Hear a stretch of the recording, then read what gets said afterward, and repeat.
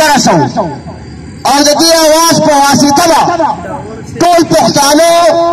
د خپلو قانوني حقوقو دپاره یو ځای ودرېږو که یو بل سره زمونږ هر صورت سیاسي او ذاتي اختلافي نور پکې بله لار نشته. نو ګرانو مشرانو ګرانو ملګرو اول خو زه دا خبره کوم چې دا بېخونده حکومت په کار دا ده چې د هغې اختیارمنو وزیران دلته راشي او ستاسو نه معافي وغواړي معافي چې څو ورځې تاسو احتجاج وکړو په دې سخته یخنۍ کې په دې بارانونو کې چې تاسو خپل کورونه پرېښودي نو زه بیا هم دلته به د انټلیجنس ملګري ولاړي د میډیا ملګري هم دلته ولاړي نو زه دغه بېخونده حکومت ته وایم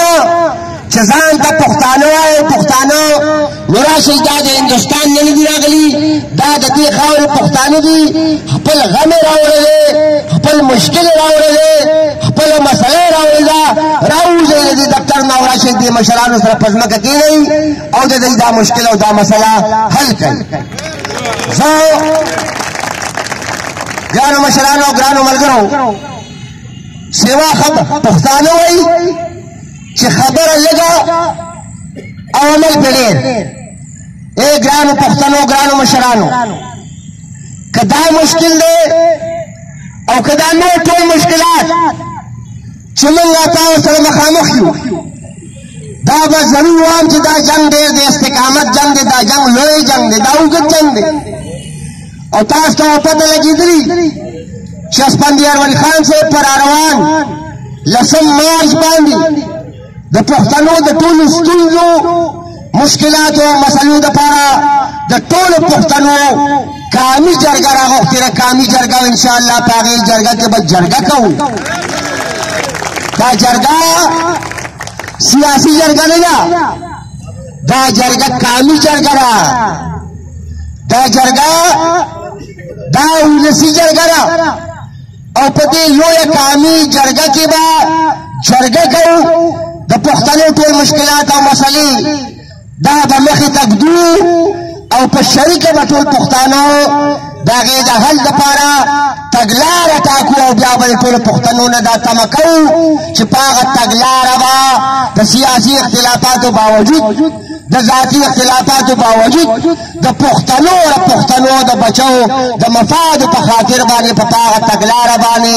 په نامه چې ځان ته پښتون وایي په هغې به روانېږو انشاءالله دا مشکل به خدای پاک ختموي ته کېږي. محسن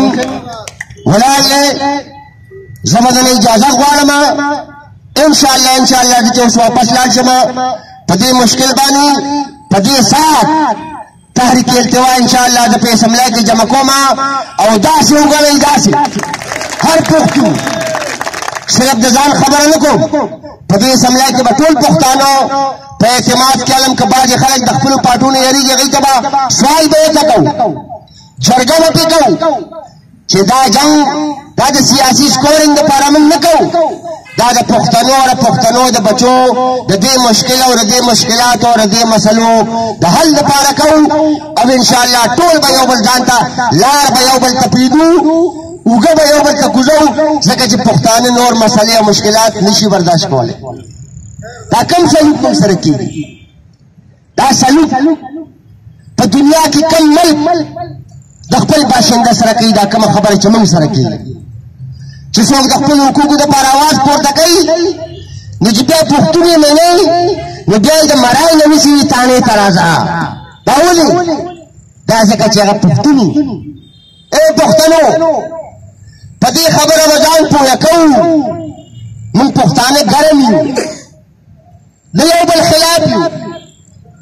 د یو بل د ګریوان نه لاس نه وباسو صرف په یو بل نیوکې کوو یو بل ته ګوتې نیسو نو زه به دا فایده د دې موقع راوالم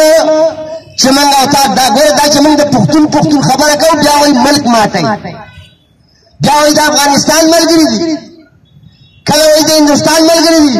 یا بدبختو کم پښتون د پاکستان شناختی کارت تاسو ته واپس کړی چې پاکستان نه منه موږ ته خو نامه والا یا بدبختو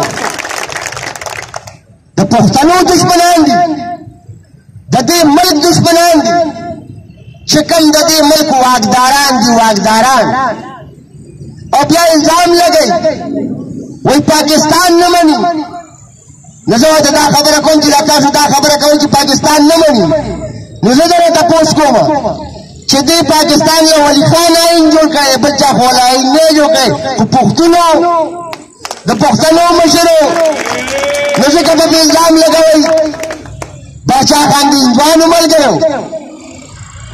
دی وایي ولي خان د روسیانو ملګری اسپندیا خان د امریکنانو ملګری او چې د محسن داور او د نورو پښتنو په ګرفتارۍ باندې په بهر دنیا کې موږ سره څوک همدردي وکړي نو بیا وایي وهلکه نه وګوره دا خو د پلانکي ځای نه پیسې راوتي دي ای ګرانو پښتنو د پښتنو په دې ټپه چې پښتنو وایي خلک بهر سهار سوایي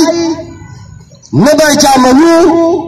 او مه د چا منه انشاءالله د دې خپلو لږ دپاره او د دې خپلو بچو دپاره به دا د جدوجهد سلسله چې ده دا به انشاءالله روانه ساتو که خیر نو ستاسو د ټولو مهرباني موږ ستاسو په دې غم دا یو وجود یو وجود ستاسو مشکل زمونږ د ټولو پښتنو مشکل دی خفه ضرور یو ځړمن ضرور یو چې دهشتګردو ووژلو د ملک دا حکمرانان هم نه پرېږدي